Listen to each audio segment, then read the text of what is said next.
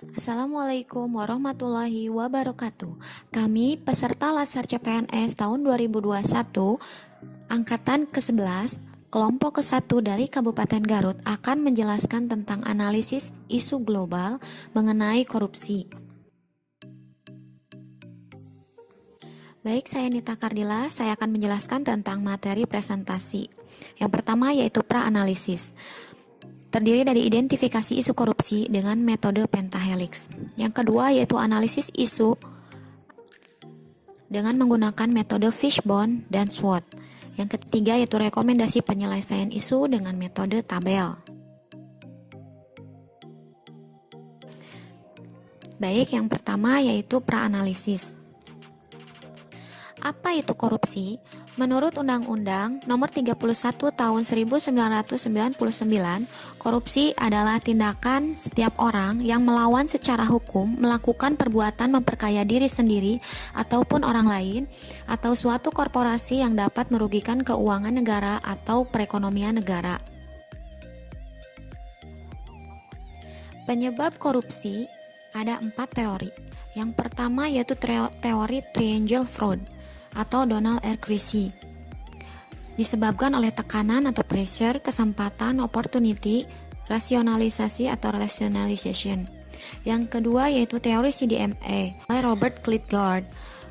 Disebabkan oleh kekuasaan atau directionary, monopoli atau monopoli yang tidak dibarengi dengan akuntabilitas atau accountability. Yang ketiga yaitu teori Ghosn menurut Jack Bolonge. Yang pertama disebabkan karena keserakahan greed, kesempatan atau opportunity. Yang ketiga kebutuhan atau needs. Yang keempat itu pengungkapan atau expose. Yang selanjutnya menurut teori willingness dan opportunity disebabkan karena kesempatan akibat kelemahan sistem atau kurangnya pengawasan. Keinginan didorong oleh kebutuhan atau keserakahan. Selanjutnya metode pentahelix.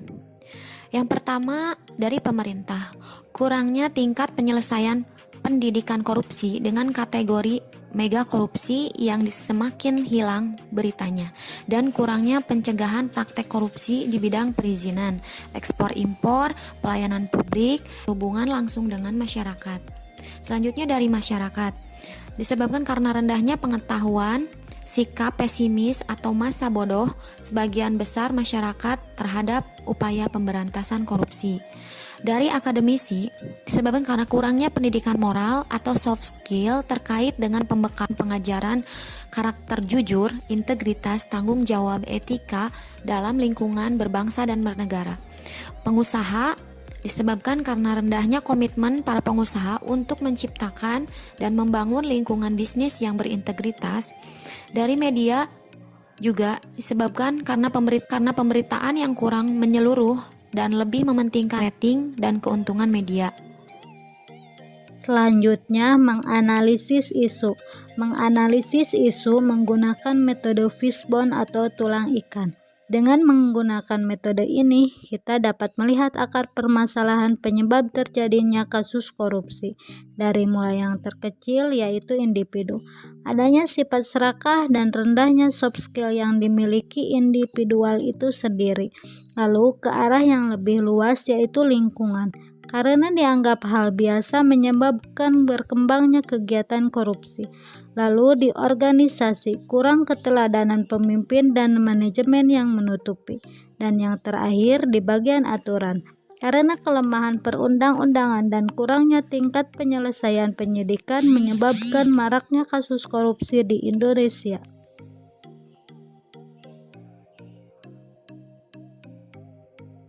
Berikutnya analisis isu dengan metode SWOT. 1.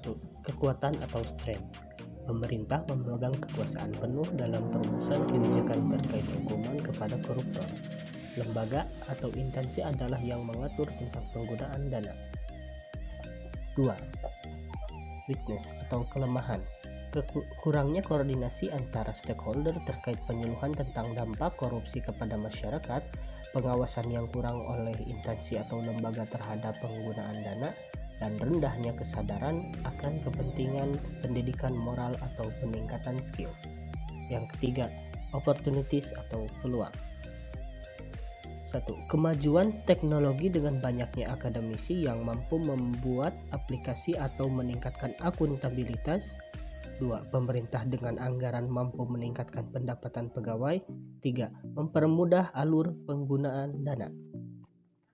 Yang keempat ada threat, tantangan. Belum adanya kesadaran masyarakat terkait dampak yang ditimbulkan akibat korupsi, kekuasaan yang dimiliki seseorang terhadap penggunaan dana, dan besarnya kebutuhan tidak diimbangi dengan penghasilan.